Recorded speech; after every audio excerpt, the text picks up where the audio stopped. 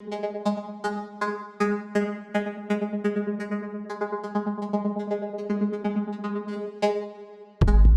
Toyota Harrier is a very familiar name to us Malaysians. It was first a very popular, hot-selling grey import, but a few years ago Toyota finally officially brought this car in. Now there's a new Toyota Harrier. It's based on the Toyota new global architecture and it comes with very nice features, but one feature that isn't quite so great. But enough about that. Let's take a walk around this car, shall we?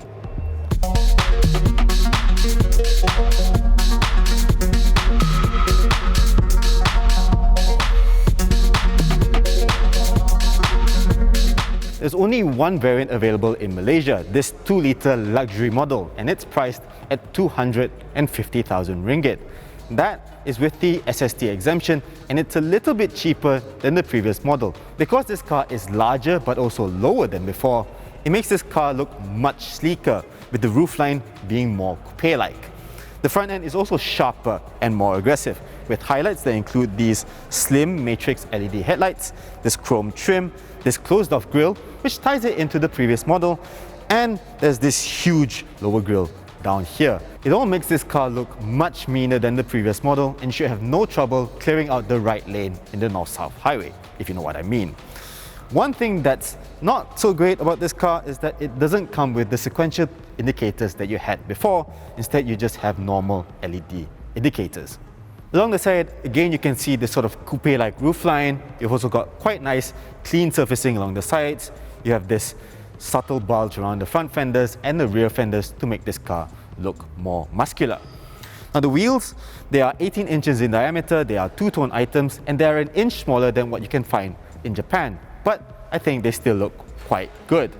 If you notice, on the other side, the wing mirror has this large module underneath. This car does not have lane watch or anything like that. Instead, it has two mirrors for you to look at the passenger side of the vehicle so that you don't run into a curb. That's quite a common feature in Japan, but not so much over here. At the back here, you can see that this rear end sort of has this scalloped look to it, and together with this high rear deck, it kind of makes this car look like a Jaguar F-Pace, but that's not really such a bad thing, is it? You've also got these slim full-width LED taillights, which look like they've been lifted off a Lexus, which is quite good. Inside, you've got quite a nice sort of premium looking cabin in here. You've got this very nice diamond shaped center console here, which Toyota says is inspired by a horse's saddle. You've also got this nicely shaped console down here, and for the most part the materials are quite nice. Over here you've got lots of soft touch leather, which is fake obviously, but it's still quite nice. You have this on the dashboard, the center console, as well as the armrest. You've also got some soft touch plastics on the dashboard here and down here, but don't venture too far over here because this is just all hard plastics. One thing that I have to note is that this trim over here, it's not really that straight. It's obviously printed over here, and you know, it's sort of wavy, the texture's all over the place. And for a car that's supposed to be 250,000 ringgit, that's not really that great. You're not going to find this in a Mercedes or a BMW. Also, you've got this freestanding infotainment system over here. Now in Japan, you get a full 12.3-inch display. Here you've only got an 8-inch screen, and that means that there is lots of bezel running around this screen. The good news is that this is an OEM Toyota head unit, not an aftermarket UNW one. It's the same system that you have in the RAV4, and it's better than the one that you have in the GR Yaris, which I'm not happy about that. The display is very responsive, everything comes nice to hand, and you get Apple CarPlay and Android Auto functionality as well.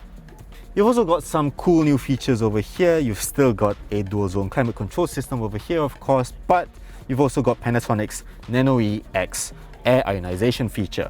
You've also got a wireless charger down here, and if you push this armrest back, you can also see that there is heating and cooling for both front seats. In front of you, you also have a very big multi-info display with lots of information for you to see, and you've also got a head-up display up in front. Up here, you've also got a digital rear view mirror that uses a camera at the back to give you a clear view out.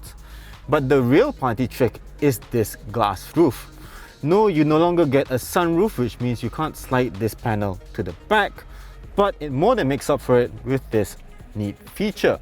This is an electrochromic glass roof, which means that when I press this button over here, it automatically dims out the light, giving you a more filtered sort of ambience in the cabin. You can also, of course, close this entire screen by pressing this button. Rounding out the features over here, the seats are upholstered in leather, and obviously for a car this expensive, it does come with powered front seats. You've got lumbar adjustment for the driver as well, and also for the driver, you've got memory functions down here as well. The cool thing about this car is that it also comes with an electric steering column, which is very nice.